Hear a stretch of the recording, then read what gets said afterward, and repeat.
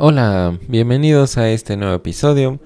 El día de hoy nosotros estaremos hablando acerca de cómo evaluar soluciones. Y pues bueno, esto es el último episodio de la serie de desarrollo del pensamiento computacional o Computational Thinking. Esta es la última serie antes ya de empezar con nuestra serie de JavaScript, que es la siguiente que nosotros tenemos programada para este mes que viene.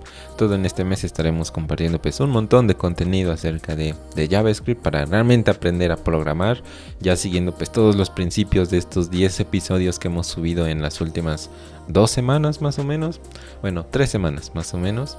Entonces bueno, pues hoy ya finalizamos con esta serie.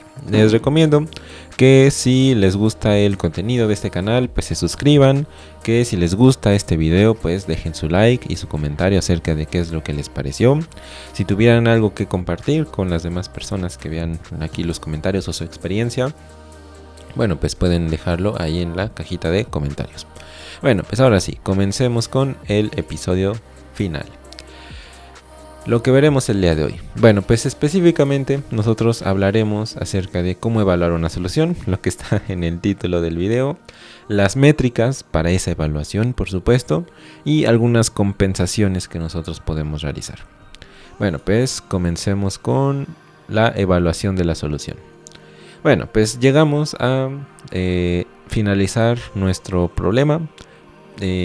Toda esta serie se encarga de darles los principios. Entonces imaginemos que ya lograron resolver algún problema de programación, analizamos el problema, lo dividimos en partes, ideamos un diseño, un diagrama, algún dibujo para visualizarlo quizás de otra forma. Luego de que lo implementamos, lo probamos y lo depuramos, lo que vimos en el episodio anterior, y tenemos algo que funciona y resuelve lo que debería de resolver. Entonces quizás nos preguntemos, bueno, pues ya hemos terminado, ¿no?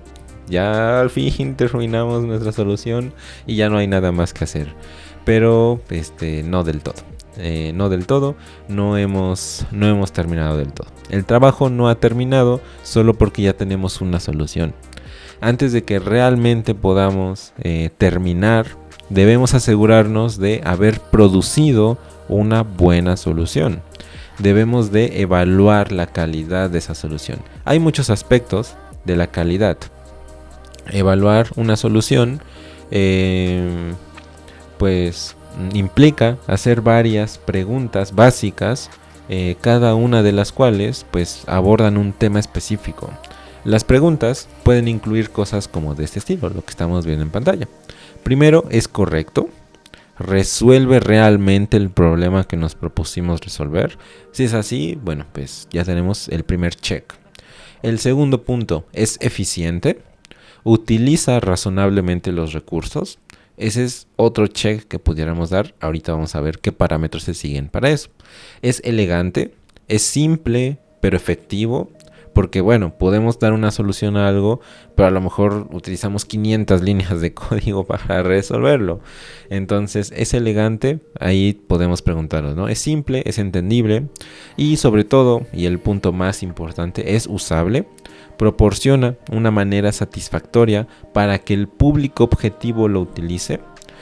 Recordemos que al final de cuentas nosotros resolvemos problemas para las demás personas, para que otras personas no tengan que pensar en la misma solución que nosotros pensamos y haya este tipo de automatización de tareas, procesos. Le demos instrucciones a una computadora para que esta computadora resuelva tareas por las personas, no que las personas tengan muchas más preguntas de cómo funciona algo. Entonces, esos son los 4 puntos en donde nosotros podemos evaluar una solución. Primero, ¿es correcto? ¿Resuelve lo que tenemos que resolver? ¿Es eficiente? ¿Hace buen uso de recursos? Porque imagínense que resuelven algo y para poder resolver algo tienen que pues, irse a un data center completo. Por ejemplo, imaginemos de Google para poder resolver esa tarea. Entonces no es eficiente. Lo siguiente es elegante, es simple, es fácil de entender.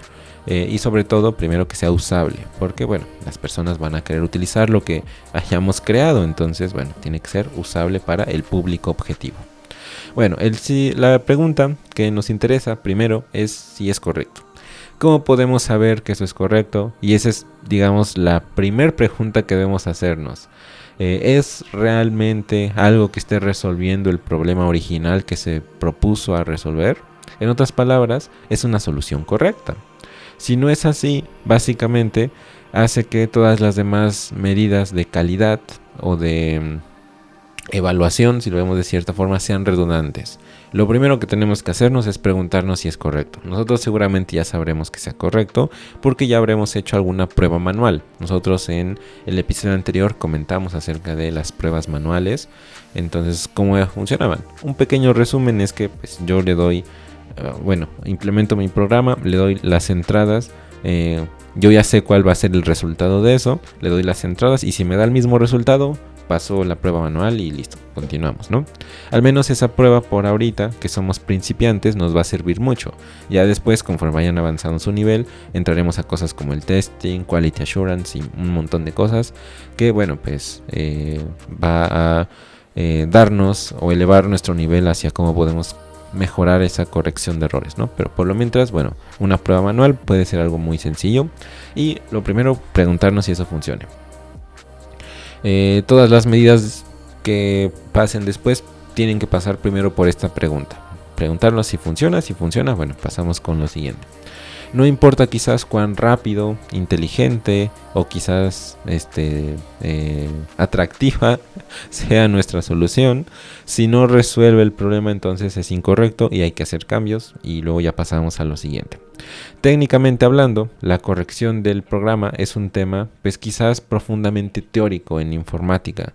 En los círculos académicos, hablar de probar que un programa es correcto generalmente se refiere a pruebas matemáticas. Por ejemplo, si estamos resolviendo un problema matemático que tenga que ver con física o química, bueno, pues normalmente está respaldado por un fondo científico, matemático, con leyes y teorías que deben de comprobarse para que eso funcione de cierta forma.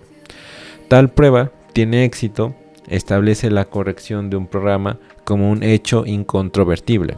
Sin embargo, los profesionales fuera de la academia rara vez invocan este enfoque, un enfoque matemático, que es costoso cuando no se trata de sistemas críticos. La mayoría de las veces, demostrar que un programa es correcto se hace empíricamente, mediante la realización de una serie de pruebas, por ejemplo, unas pruebas manuales, algo que nosotros comentamos en el episodio anterior. Al comienzo de un proceso de desarrollo, un problema se especifica de cierta forma. Esta especificación, como ya lo hemos mencionado en un episodio anterior, se refleja en lo que se conoce como un plan de pruebas. Ese plan de pruebas pues, es una tablita que contiene qué cosa queremos probar y si digamos, a lo mejor, la suma que comentábamos en el episodio anterior, ¿no? Un plan de pruebas se refiere a que nosotros tenemos una tablita donde se especifica probar la suma con los valores 5 y 8 y colocamos la descripción. Se probará la solución con las entradas 5 y 8. Se coloca una salida esperada, esperamos que sea 13, porque sabemos que 5 más 8 sea 13, y habrá otra columna que nos diga, bueno, ¿fue correcto o incorrecto? Ok. Y a lo mejor se pone un comentario, ¿no? Por ejemplo, se comportó como lo esperado. Y listo, se hace un check de que pues sí, fue correcto, ¿no? Eso se refiere como un plan de pruebas. Cada cosa o cada solución que nosotros le demos a un problema en específico va a contener pues un plan de pruebas para verificar manualmente si se realizó de la forma en la que se esperaba. Hay diferentes técnicas que se pueden aplicar dependiendo del testing, pero bueno, en específico hay digamos que a diferencia del enfoque matemático, que hay alguna regla, alguna ley que se puede seguir o alguna comprobación. Por ejemplo, si nosotros restamos a 13, le restamos 5, nos va a dar 8. Entonces se suma se comprueba correctamente que el resultado fue correcto, ¿no? Entonces, ese es un enfoque matemático. En el caso, a diferencia del enfoque matemático que tiene como objetivo demostrar que una solución es correcta, el objetivo de un enfoque de pruebas empíricas es mostrar que la solución es incorrecta. Nosotros no queremos probar a lo mejor que funcione correctamente, sino que lo que queremos hacer es que no tenga errores, o lo que queremos hacer es que se salten esos errores. Por ejemplo, probando más exhaustivamente todos los caminos que hemos comentado pues anteriormente, ¿no? Sabemos que una solución pues puede tener ramificaciones. Por ejemplo, a lo mejor cumple la mayoría de las ramificaciones, pero a lo mejor tenga algunas otras ramificaciones que pueda tener. Entonces, nosotros cuando hacemos un proceso de pruebas empíricas, lo que nosotros queremos es demostrar que algo es incorrecto. Si pasa todas las pruebas, digamos, analizando las posibles ramificaciones que podamos tener y ninguna de ellas pues fue incorrecta, entonces resulta que el programa es correcto. Entonces podemos decir que algo está libre de errores. No queremos hacer el proceso de validar que funcione. Ese es un paso de todos. Por ejemplo, lo que ahorita yo mencioné en ese plan de pruebas es un paso de todos. Pero normalmente para esa posible solución habrá otras cosas, ¿no? Por ejemplo, probar también qué pasa si yo coloco menos 5 y 8. O por ejemplo, qué pasa si yo coloco un número imaginario, por ejemplo. O qué pasa si yo coloco un número con punto decimal, ¿no? Por ejemplo, 3.294972, ¿no? Imaginemos, y lo sumo con otro número igual, con punto decimal, ¿no? Entonces, si pasa todas esas pruebas, o si en ninguna de ellas fue incorrecta la solución, entonces podemos decir que es correcto el proceso que nosotros hemos implementado, pero teniendo en cuenta todas las posibles alternativas y teniendo en cuenta que no solamente se prueba con un resultado. Por ejemplo, funcionó quizás con 8 y 5, pero ¿qué pasa con negativos? ¿Qué pasa con otra clase de números, ¿no? Con decimales, con otra clase de valores. Ahora, aquí hay algunos puntos que podemos a lo mejor, algunas cosas, digamos, un conjunto de niveles que nos permite calificar la exactitud de nuestra solución, de menos a más convincente. Van ordenados, por eso van 1, 2, 3, 4, son 8. La solución, el primero es, la solución no contiene errores de sintaxis ni operaciones no válidas que puedan detectarse automáticamente. Por ejemplo, a lo mejor si estamos calculando la edad y sabemos que la edad no puede reducirse de una persona, por ejemplo, una persona de 30 años no puede luego pasar, conforme pasa el tiempo, por supuesto, hacia el futuro, no puede pasar luego a tener 20 años, por supuesto, ¿no? Ese es algo inválido. Entonces, la solución, primero, no contiene errores de sintaxis, ni operaciones no válidas. Por ejemplo, reducir la edad 10 años, pues no es una operación válida, que puedan detectarse automáticamente. El segundo paso es que la solución produce la respuesta correcta para algún conjunto de datos de prueba. Si produce la respuesta correcta, entonces, pues ha procedido conforme a lo que nosotros esperábamos. El tercer punto es que la solución arroja la respuesta correcta para los datos de prueba que son típicos o a lo mejor aleatorios. A lo mejor queremos probar sumas, entonces generamos números aleatorios, 10 números aleatorios para sumarlos y ver qué es lo que sucede, ¿no? Entonces, ese es el tercer punto. El cuarto punto es que la solución produce la respuesta correcta para los datos de prueba que son deliberadamente difíciles de procesar. Entonces, cuando nosotros tenemos algo así, vamos en orden. Por ejemplo, el primero es que, se valida que no tiene errores de sintaxis ni nada y no hay, digamos, como operaciones no válidas. Y nosotros vamos a ir creciendo en cuanto a la fiabilidad o a la confianza que nosotros tenemos que darle. Por ejemplo, en esta última, al menos por esta son 8, la solución produce la respuesta correcta para los datos de prueba que son deliberadamente difíciles de procesar. A lo mejor nosotros sabemos que en la suma quizás los valores, no sé, imaginemos imaginarios, pues son difíciles de procesar, ¿no? Y esos casos específicos inclusive se resuelven. Bueno, pues perfecto. Esos casos que a lo mejor son difíciles de pensar a lo mejor en un inicio, pues se resuelven. Entonces, eso ya nos da más confianza de que el proceso que desarrollamos está resolviendo el problema correctamente. El paso número 5 es que la solución produce la respuesta correcta para todos los datos de prueba posibles con respecto a la especificación del problema original.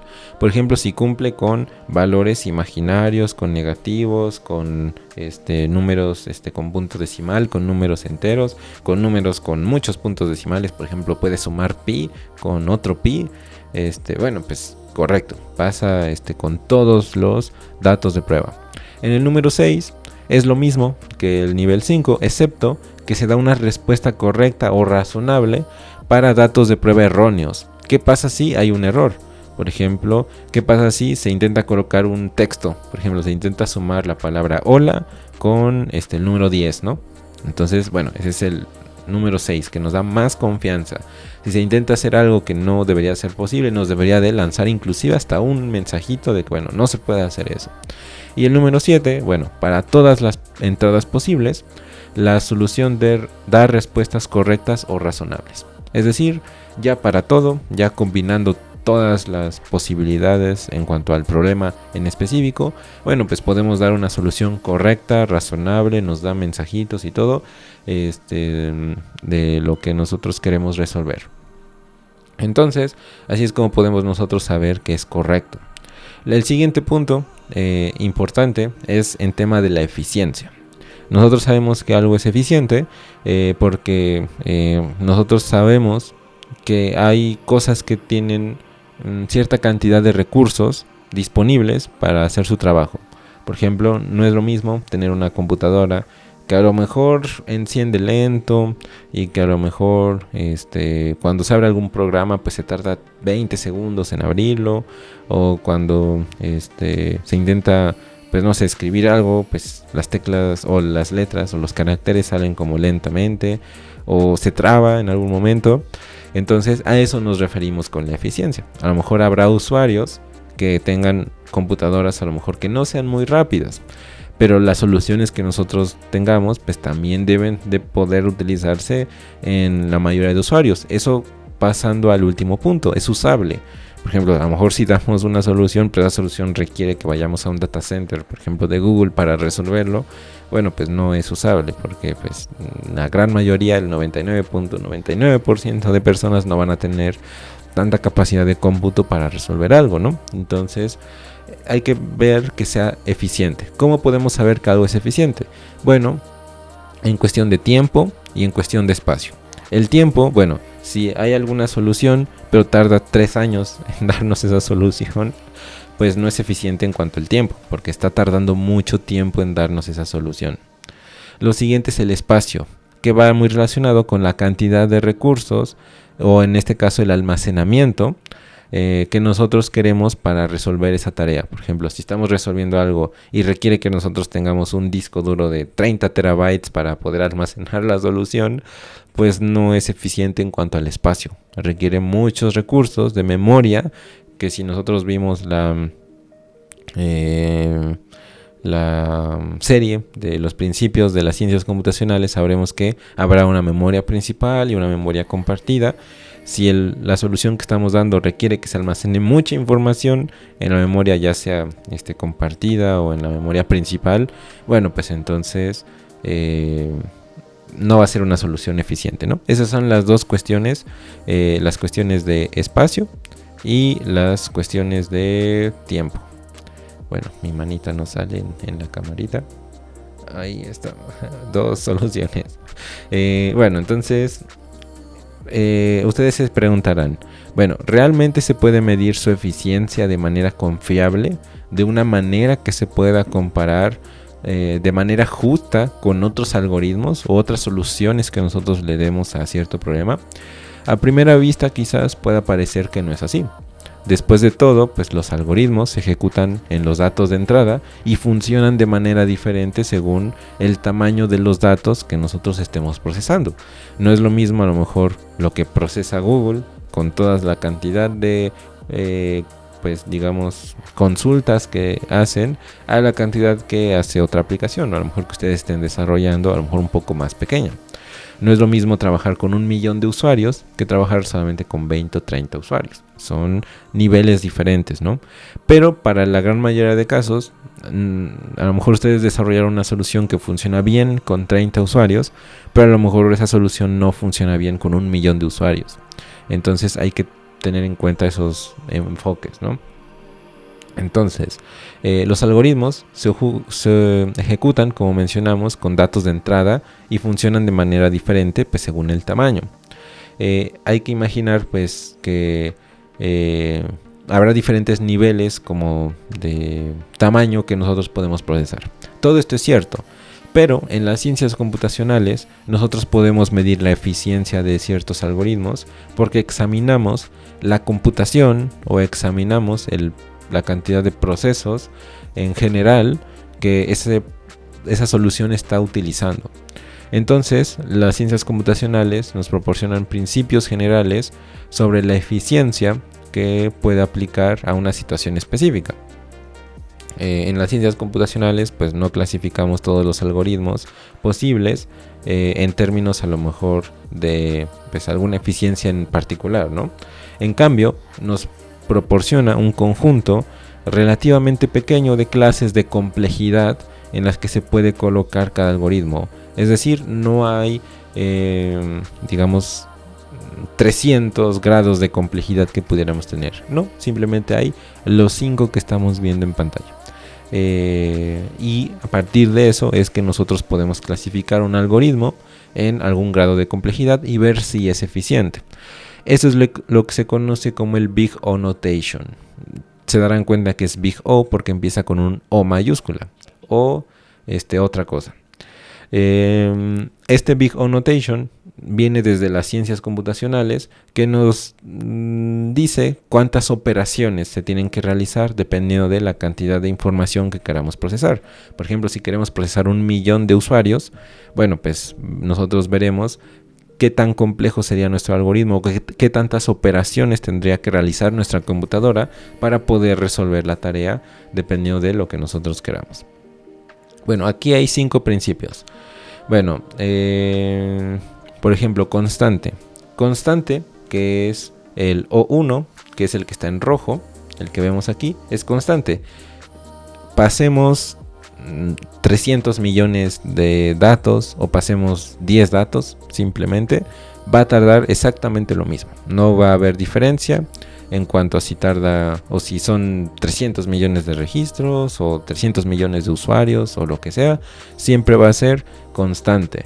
Es decir, no necesariamente va a tomar una unidad, sino que, por ejemplo, puede tomar 10 segundos o puede tomar, 10 operaciones. En este caso se mide con operaciones. Pero imaginemos que una operación se tarda un segundo. Realmente una operación que se tarda un segundo es muy extremadamente lento, pero bueno, imaginemos que se tarda un segundo en realizar esa operación, ¿no? Entonces, bueno, si la solución que nosotros dimos realiza 5 operaciones y cada operación se tarda 5 segundos, bueno, pues sería O de 5 segundos, imaginemos, ¿no? Eso tiene que ver un poco con la cantidad de operaciones y cuánto se tardaría en realizar esa operación, ¿no? Pero en realidad serían 5 operaciones. A lo mejor realiza 5 operaciones y listo, nos da la solución, ¿no? Entonces eso se refiere como constante. No importa si son 300 millones o 10, simplemente va a tardar siempre lo mismo. Eso es constante. Luego está logarítmico. Como la entrada crece, el tiempo para correr eso incrementa, sí, pero en una cantidad muy pequeña. Este es el enfoque de divide y conquistar, o divide and conquer. Normalmente los enfoques de divide and conquer toman el proceso de resolución en forma logarítmica. Normalmente los procesos, como nosotros lo hemos mencionado hasta ahorita, van a trabajar bajo este esquema, en un enfoque logarítmico. No van a tomar un enfoque como los demás. Estos dos, tanto el constante como el logarítmico, son los que normalmente nosotros buscamos cuando queremos resolver problemas a una escala grande. Por ejemplo, si ustedes planean trabajar para alguna empresa como Google o Microsoft o Amazon o Facebook o bueno, Meta hoy en día o alguna empresa grande, deben de ser expertos en realizar soluciones que trabajen bajo este esquema logarítmico, es decir, seguir el enfoque de divide and conquer. El enfoque lineal, que es el tercero, nosotros vamos pues de rojo, amarillo, azul, no porque rojo sea malo, sino porque bueno, así se puso de ese color, ¿no? De hecho, este diagrama hubiera sido mejor con los colores invertidos, porque normalmente buscamos soluciones que vayan en ese aspecto. Si crecen la cantidad de ítems o de información que queremos procesar, no importa. Vamos a tomar más o menos la misma cantidad de tiempo o de operaciones para realizar algo. El enfoque lineal significa que cuantos más elementos estemos procesando, más tiempo va a incrementar, pero ese incremento es lineal. Por ejemplo, si yo tengo, imaginemos 5 datos que procesar, bueno, pues lo que tomaría es que tomaría 5 operaciones para procesar esos 5 datos. Si tengo 10 datos para procesar, tomaría 10 operaciones. Si tengo 300 millones de datos para procesar, tomaría 300 millones de operaciones en procesar todos esos datos. Eso es lo que se conoce como lineal. La recomendación es que nosotros nos centremos en esos 3. Habrá problemas que se resuelvan de forma lineal y pues bueno, no habrá otra forma de resolverlos, será lineal. En algunos casos será logarítmicos, en otros casos será constantes. Esos serían los 3 enfoques pues decentes. Los 2 mejores pues son los que están en rojo y amarillo.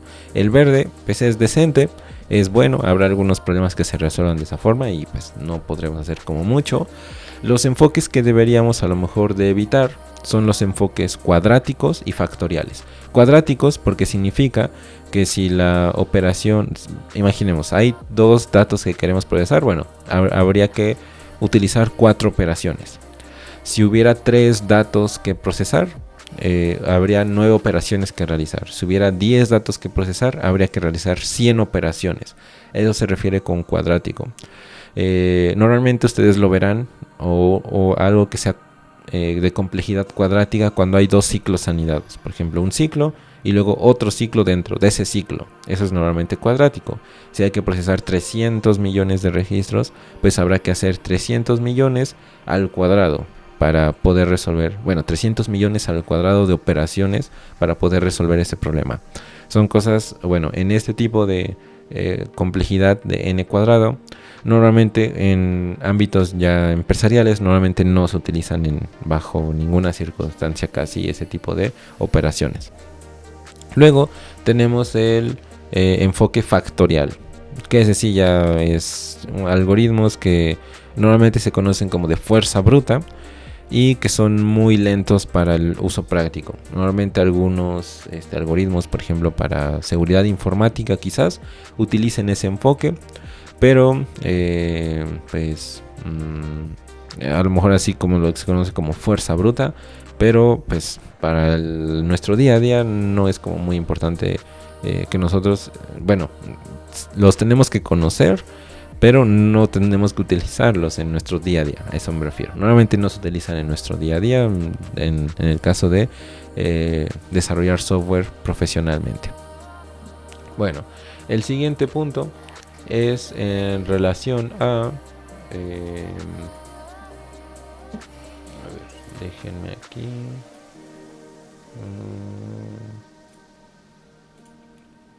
Ahí está. Corrijo la camarita, si no se ve un poco extraño.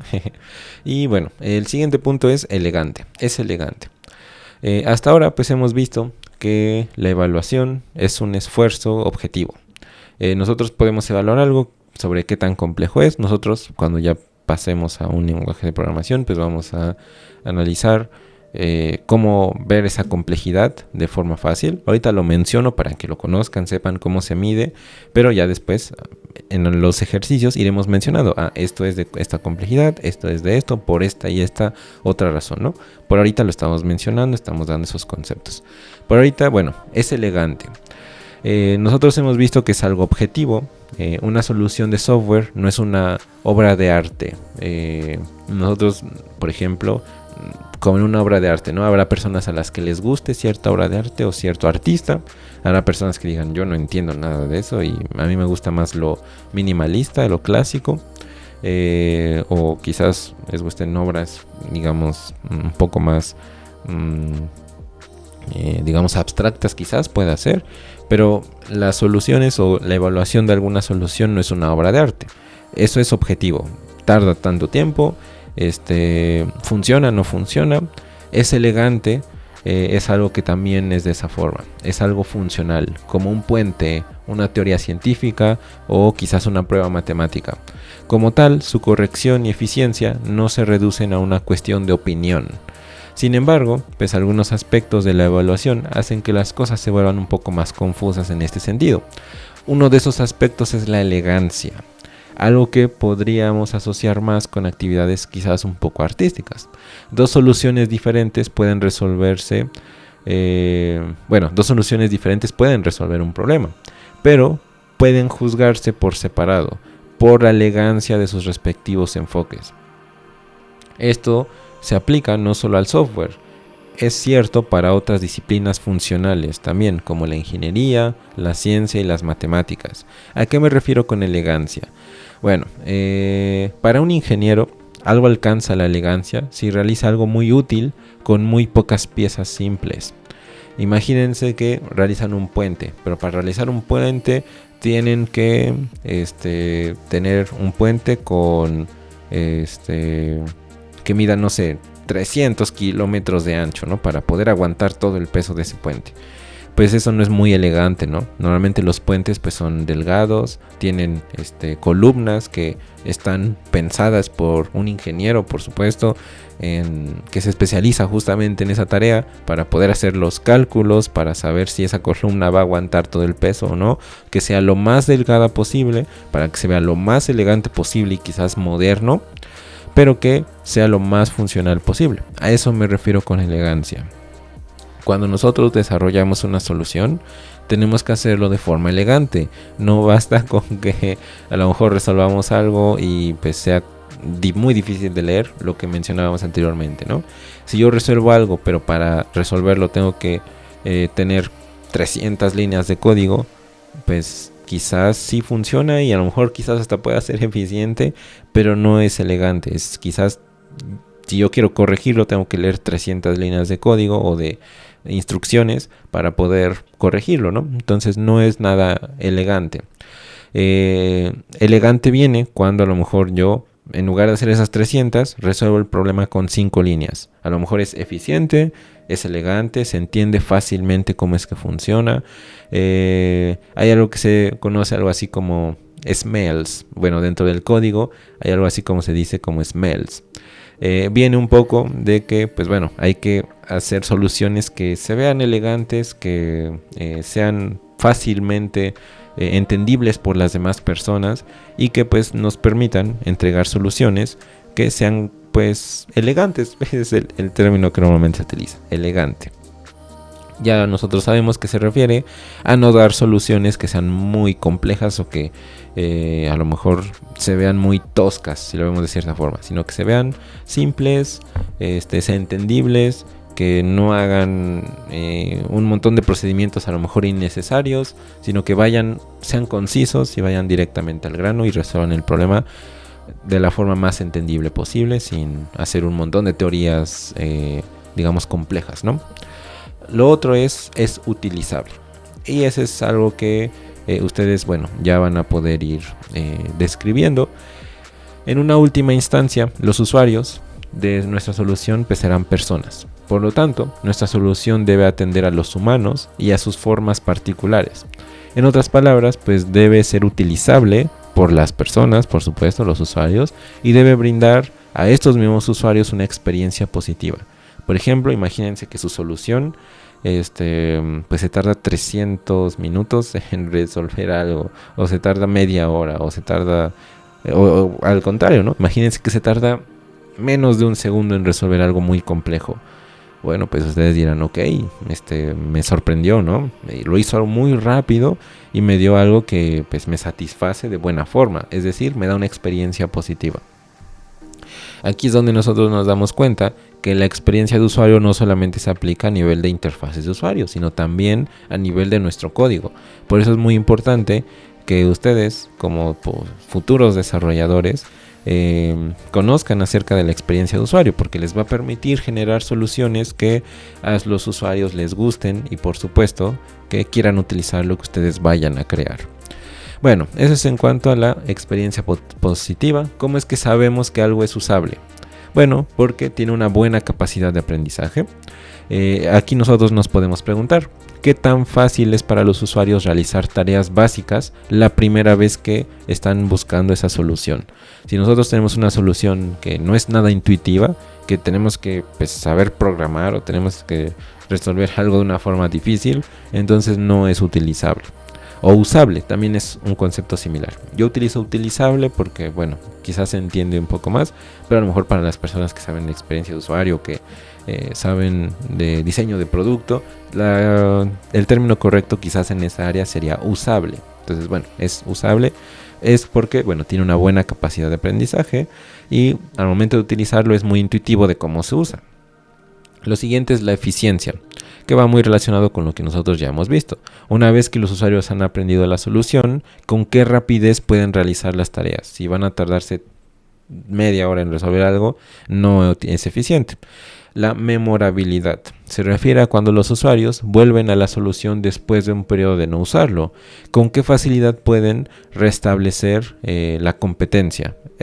¿A qué se refiere con restablecer la competencia? Bueno, a que si a lo mejor pasó 2 meses y no han utilizado nuestra solución y vuelven después de esos 2 meses y les es fácil volver a adaptarse, entonces tiene una buena memorabilidad. Entonces, bueno, eso es en cuanto a la memorabilidad. Los últimos 2 puntos son los errores. ¿Cuántos errores cometen los usuarios? ¿Qué tan graves son estos errores? ¿Y con qué facilidad puede recuperarse nuestra solución de esos errores? ¿Qué pasa si un usuario, al momento de intentar ingresar su edad, ingresa un texto, por ejemplo su nombre, ¿no? Imaginemos, leyó mal y puso en la edad su nombre. Bueno, ¿qué tan común es que los usuarios cometan algo así? Y si el usuario pone algo de ese estilo, ¿qué tan fácil se le puede notificar al usuario de que ha cometido algún error? O si la aplicación a lo mejor falla, y qué tan fácil la aplicación puede recuperarse de esos errores y que no afecten en sí mismo el funcionamiento general. Y lo último es la satisfacción. ¿Qué tan agradable es usar el diseño? Muchas veces vamos a programar algo que va a tener que verse por las demás personas. Si bien a lo mejor algunos de ustedes van a trabajar en el área del backend, que ya lo comentaremos o ya verán de qué trata todo ello, o el área del frontend, en el área del frontend es muy común que ustedes tengan que preguntarse qué tan agradable es usar el diseño, qué tal si ustedes implementan algo y se ve espantoso o usa colores rojos con letra azul cielo y utiliza cosas que no van bien. Entonces, bueno, ustedes tienen que preguntarse qué tan agradable es de usar eso. Bueno, con eso nosotros llegamos al último punto, que son las compensaciones. Lo mismo que en el episodio anterior, donde comentábamos que no vamos a tener una solución perfecta, y que a lo mejor vamos a tener errores y vamos a tener que corregir los errores críticos primero y los menos críticos quizás hasta varios meses después. Aquí lo mismo, vamos a tener que hacer compensaciones. Varios factores conspiran para asegurar que ninguna solución sea perfecta. Algunos de esos factores se deben a los errores que se cometen o quizás a la escasez de horas en el día. Muchos errores o soluciones no las vamos a hacer de forma perfecta porque no vamos a tener 300 horas en un día y vamos a tener que completar algo muy rápidamente. Entonces, bueno, habrá errores o bugs que sean, digamos, posibles o válidos de agregarse. No pasa nada. Deben de saber que todas las aplicaciones del mundo contienen errores. Lo malo aquí sería tener una expectativa de que alguna aplicación no tenga ningún error.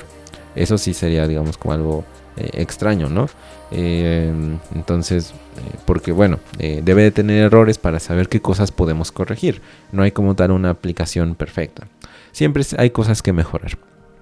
Sin embargo, otra razón es que no siempre podemos optimizar también todos los aspectos de una solución al mismo tiempo.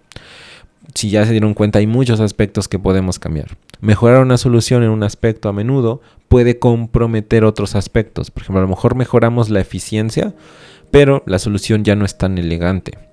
Hay que considerar la eficiencia de la solución.